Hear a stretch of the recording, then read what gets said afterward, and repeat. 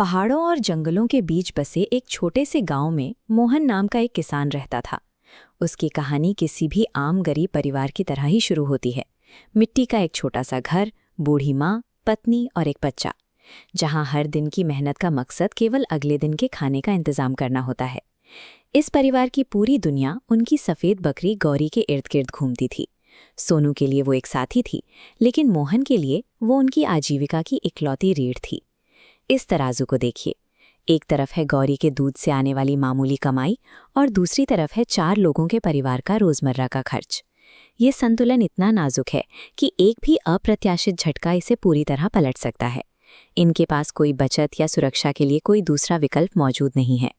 अर्थशास्त्र में इसे सिंगल पॉइंट ऑफ फेलियर कहते हैं।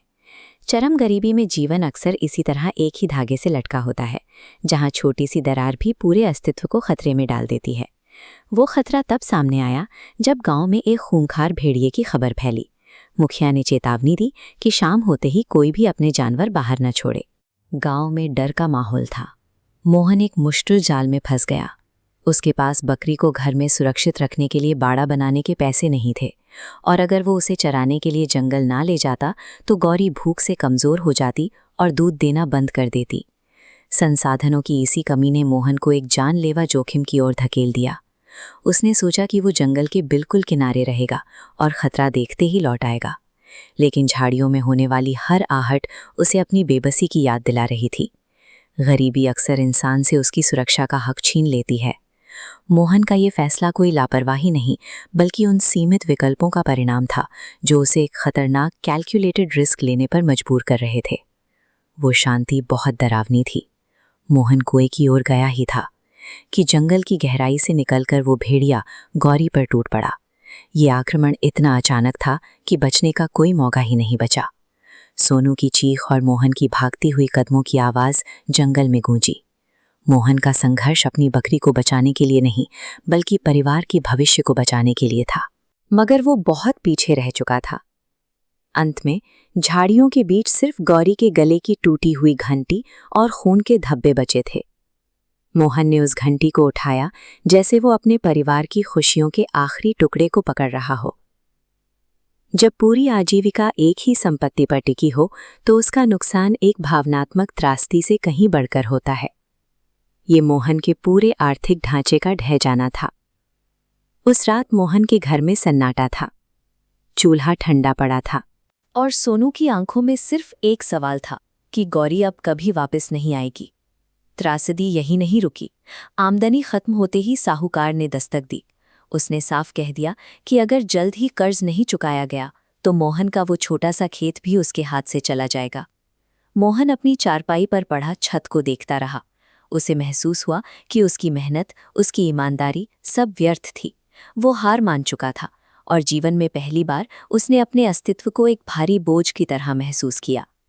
भेड़िए के उस हमले ने कर्ज, भूख और घोर मानसिक हताशा के एक ऐसे चक्र को जन्म दिया था जो मोहन को हर बीतते घंटे के साथ दलदल में और गहरा धकेलता जा रहा था। कई दिनों की चुप्पी के बाद मोहन की माँ ने उसे अपने पास बुलाया। उसने केवल इतना कहा कि दुख बैठने से कम नहीं होगा। मोहन ने जब सोनू के चेहरे पर छाई वो पीली लंगत देखी तो उसे एहसास हुआ कि अगर उसने अब कदम नहीं उठाया तो ये खामोशी हमेशा के लिए उसके घर का हिस्सा बन जाएगी। उस सुबह मोहन अंधेरे में ही उठ गया। उसने खेतों में काम किया, फिर दोपहर की चिलचिलाती धूप में पत्थर ढोए और रात को जंगल से लकड़ियां काट कर लाने लगा। ये ग्राफ उसकी हर उस हड्डी तोड़ मेहनत की गवाही है जो उसने पाई पाई जोड़ने के लिए की थी। उसकी बचत बहुत धीमी थी, लेकिन अटूट थी। उसने अपने शरीर को आखिरी सीमा तक निचोड़ दिया। अंततः महीनों बाद उसकी बचत उस स्तर तक पहुंच गई जहां वो नई शुरुआत कर सके। मेले से जब मोहन नई बकरी लेकर लौटा तो घर में महीनों बाद चूल्हा जला। इस नई गौरी का आना केवल एक जानवर का आना नहीं था, बल्कि मोहन की अपनी किस्मत से छीन कर लाए गए एक नए अवसर का प्रतीक था। वापसी का ये रास्ता किसी चमत्कार से नहीं, बल्कि मोहन की अपनी नींद और आराम का त्याग करने से बना था। ये साबित करता है कि रिकवरी के लिए अक्सर आपको अपनी पूरी शारीरिक और मानसिक क्षमता को दांव पर लगाना पड़ता है। लेकिन इस बार मोहन ने एक बुनियादी बदलाव किया। उसने नई बकरी को तब तक अकेला नहीं छोड़ा जब तक उसने अपने हाथों से ये मजबूत बाड़ा तैयार नहीं कर लिया। उसने तय किया कि वो दोबारा कभी अपनी सुरक्षा को संयोग के भरोसे नहीं छोड़ेगा। ये सीखी गई सावधानी थी। उसने पुरानी त्रासदी के जख्मों को अपनी नई सुरक्षा रणनीति की नींव बना लिया था, ताकि अतीत की गलती भविष्य को ना दोहरा सके। गांव वाले अब मोहन की मेहनत की मिसाल देते थे। शाम की सुनहरी धूप में जब वो अपने आंगन में बैठता तो उसे एहसास होता कि उसका संघर्ष केवल जीवित रहने के लिए नहीं, बल्कि खुद को पहले से मजबूत बनाने के लिए था। सच्ची रेजिलियंस का अर्थ केवल गिरकर उठना नहीं है, इसका अर्थ है अपने जीवन को इस तरह से रीडिज़ाइन करना कि वही पुरानी आपदा आपको दोबारा कभी ना तोड़ सके।